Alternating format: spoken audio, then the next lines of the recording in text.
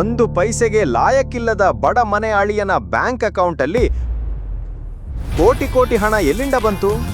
ಈ ಕೋಟ್ಯಾಧಿಪತಿ ಏಕೆ ತನ್ನ ಹೆಂಡತಿಯ ಮನೆಯಲ್ಲಿ ಮರ್ಯಾದೆ ಇಲ್ಲದ ಮನೆ ಅಳಿಯ ಆಗಿ ಕೆಲಸ ಮಾಡ್ತಾ ಇದ್ದಾನೆ?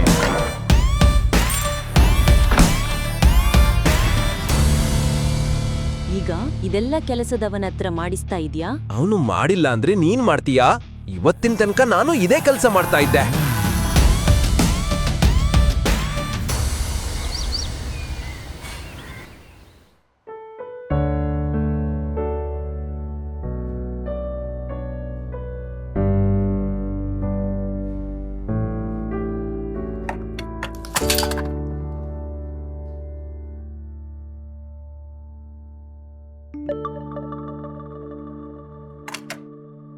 ಡ್ರೈವರ್, ನನ್ನ ಬ್ಯಾಗ್ಗಳನ್ನು ಬೇಗ ಕಾರಿನಲ್ಲಿ ಇಡು ಮತ್ತು ಕಾರು ತೆಗಿ ಬೇಗ.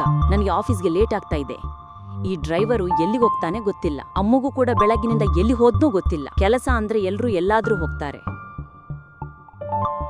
ಲೀಲಾ ಕನ್ನಡಿಯಲ್ಲಿ ತನ್ನನ್ನು ನೋಡಿಕೊಂಡು ತನ್ನ ಕೂದಲನ್ನು ಸರಿ ಮಾಡಿಕೊಳ್ಳುತ್ತಾಳೆ. ಅವಳು ಹಿಂದಿರುಗಿ ನೋಡಿದಾಗ ಡ್ರೈವರ್ ಬದಲು ಅಮೋಘ್ ಅಲ್ಲಿ ಮಿಂಟಿದ್ದ. ಲೀಲಾ, ನಾನು ಅಂಗಡಿಗೆ ಹೋಗಿ ವಿಚಾರಿಸಿಕೊಂಡು ಬಂದೆ. ನಿನ್ನ ಜ್ಯುವೆಲರಿ ಬರೋದು ಇನ್ನು ಸ್ವಲ್ಪ ದಿನ ಆಗುತ್ತೆ ಅಂತ ಅಂದ್ರು. ಸಾರಿ ಮೇಡಮ್, ಸ್ವಲ್ಪ ಲೇಟ್ ಆಯ್ತು. ಸ್ವಲ್ಪ ಲೇಟ್ ಆಯ್ತಾ? ನೀವು ದಿನವಿಡೀ ಕುಳಿತು ಮಜಾ ಮಾಡಿ ಕಾಲ ಕಳತೀರಿ. ಒಬ್ರೂ ಸರಿಯಾಗಿ ಕೆಲ್ಸ ಮಾಡಲ್ಲ. ಯಾವಾಗಲೂ ಏನಾದ್ರೂ ಕಾರಣ ಇರುತ್ತೆ. ನೀವು ಎಲ್ಲರೂ ಒಂದೇ ತರ ಸೋಮಾರಿಗಳು. ಸಾರಿ ಮೇಡಮ್, ಮತ್ತೆ ಹಿಂಗೆ ಆಗಲ್ಲ. ಸಾರಿ ಮೈ ಫುಟ್. ನಾಳೆ ಸರಿಯಾದ ಸಮಯಕ್ಕೆ ಬಾ. ಇದನ್ನು ಹೇಳಿದ ತಕ್ಷಣ ಲೀಲಾ ತನ್ನ ಬ್ಯಾಗ್ ತೆಗೆದುಕೊಳ್ಳಲು ಹೋಗುತ್ತಿದ್ದಾಗ ಅಮೋಘ್ ಸಹಾಯ ಮಾಡಲು ಬಂದ. ನಾನೇ ಇಡ್ತೀನಿ ಲೀಲಾ.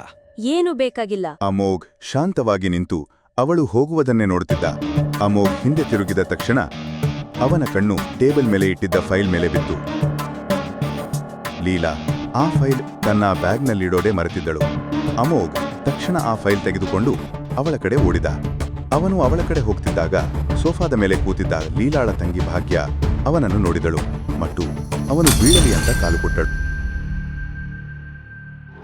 ಅಯ್ಯೋ ದೇವ್ರೇ, ನೀನ್ ಏನ್ ಮಾಡಿದ್ಯಪ್ಪ? ನಾನೇನ್ ಮಾಡಿದೆ? ಲೀಲಾ ಫೈಲ್ ಮರ್ತಿದ್ಲು. ಅದನ್ನೇ ಕೊಡ್ಬೇಕು ಅಂತ ಎತ್ಕೊಂಡು ಹೋಗ್ತಾ ಇದ್ದೆ. ಅಷ್ಟರಲ್ಲಿ ಅತ್ತೆ ಮಧ್ಯೆ ಬಂದ್ರು. ನೀವಿದನ್ನ ತೆಗೆದುಕೊಳ್ಳಿ. ಹೌದಾ? ಈಗ ನಾನ್ ನಿಮ್ ದಾರಿಯಲ್ಲಿ ಬಂದ ಮಹಾರಾಜ? ತಪ್ಪು ನಂದಲ್ವಾ ಹಾಗಿದ್ರೆ? ಅತ್ತೆ, ನಿಮ್ಗೇನಾದ್ರೂ ಆಯ್ತಾ? ಯಾರಾದ್ರೂ ಡಾಕ್ಟರ್ಗೆ ಕರೆ ಮಾಡಿದ ತಕ್ಷಣ ಇವನಿಂದ ಬಿಸಿ ಟೀ ಅತ್ತೆ ಮೇಲೆ ಬಿತ್ತು. ಏನೂ ಆಗಿಲ್ಲ ನನ್ಗೆ. ನನ್ ಬಗ್ಗೆ ನಿನ್ಗೆಷ್ಟು ಕಾಳಜಿ ಅಂತ ನಂಗೆ ಗೊತ್ತಿದೆ. ನಾನ್ ಚೆನ್ನಾಗಿದ್ದೀನಿ. ಡಾಕ್ಟರ್ ಏನ್ ಬೇಡ. ಈ ಕೆಲ್ಸಕ್ಕೆ ಬಾರ್ದೋನು ನನ್ನ ಸೀರೆ ಹಾಳು ಮಾಡಿದ. ಅಯ್ಯೋಯ್ಯೋ, ಇವನು ನಿಮ್ಮ ಎಕ್ಸ್ಕ್ಲೂಸಿವ್ ಕಲೆಕ್ಷನ್ನ ದುಬಾರಿ ಸೀರೆ ಹಾಳು ಮಾಡ್ದ.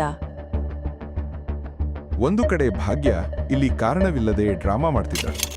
ಮತ್ತೊಂದು ಕಡೆ ಅಮೋಘ್ ನೋಡಿದ. ಲೀಲಾ ಹಿಂದಿರುಗಿ ಒಳಗೆ ಬರ್ತಾ ಇದ್ದಳು. ಅವಳು ಅಮೋಘ್ ಕಡೆ ತಿರುಗಿ ಸಹ ನೋಡಲಿಲ್ಲ.